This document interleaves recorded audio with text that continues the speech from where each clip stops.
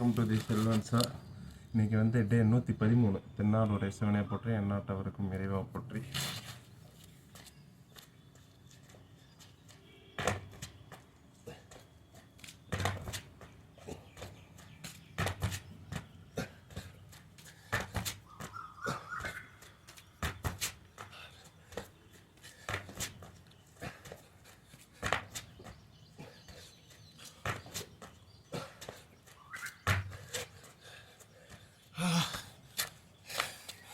அம்மா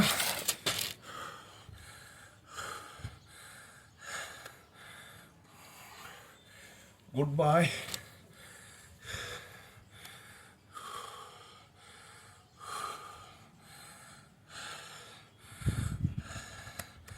நிறைய பேசணும்னு நினைக்கிறேன்.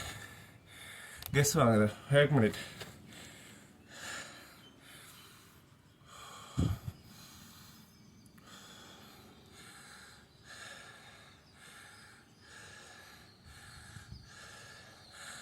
எப்போவுமே ரிசர்வ் ஆகக்கூடாது. ரிசர்வ் மீன்ஸ் கம்ஃபர்ட் ஜோனுக்குள்ளே ஒரு விஷயம் பண்ணுறோம், அதுக்குள்ளே வந்து கம்ஃபர்ட் ஜோன் வந்துட்டோம்னா அடுத்து ஃபர்தராக புஷ் பண்ணணும்.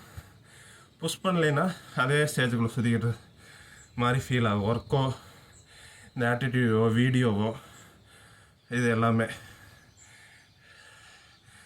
நெக்ஸ்ட்டு டெய்லி ஃபர்தராக புஷ் பண்ணலைன்னா அடுத்து வந்து என்னடா அது அப்படின்ட்டு இம்ப்ரூவ்மெண்ட் இல்லைன்னா என்னடா அது அப்படின்ட்டே விட்டுருவோம். அதான் நினைக்கிறேன். சொல்கிறது பாயிண்ட் புரியுதான்னு தெரில. எப்போவுமே ஒரு பவுண்டரி செட் ஆகிடும். இப்போ நான் வீடியோ போடுறேன் இல்லையா, இப்போ வந்து எனக்கு வீடியோ போடுறது பிரச்சனை இல்லை, பேசுகிறது பிரச்சனை இல்லை. சுற்றி இருக்கிறவங்க கொஞ்சம் கான்ஃபிடென்ஸ் கொடுத்தா நான் இதுக்கு இப்போ நான் பாட்டுக்கு பேசிடுவேன். யாராக இருந்தாலும் பிரச்சனை இல்லை.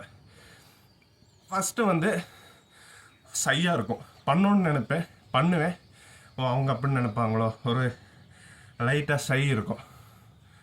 அடுத்து வந்து கொஞ்சம் கொஞ்சமாக ஜென்ரலாக சுற்றி இருக்கிறத நடக்கிறத ஆனால் கண்டினியூஸ்லேயே இருந்தேன், போட்டுக்கிட்டு இருந்தேன். அப்புறம் திடீர்னு என்ன ஆகிருப்போகுது, போடுறோம் ஒன்று பார்க்குறாங்க, என்ன பார்க்காம ஸ்வைப் பண்ண போகிறாங்க அப்படின்ட்டு தான் ரெகுலராக போட ஆரம்பிச்சிட்டு அது என்னையே டிசிப்ளினாகவும் பண்ணிக்கிட்டு தான் இருக்கிறோம்.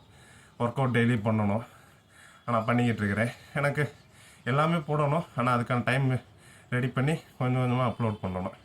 அதான் என்னோடய ஒர்க். அதனால் கொஞ்சம் லிட்டில் பட் ஃபர்தராக போய்கிட்டே இருக்கணும். அதனால் Selvan show like, share, subscribe பண்ணிடுங்க. பாய்.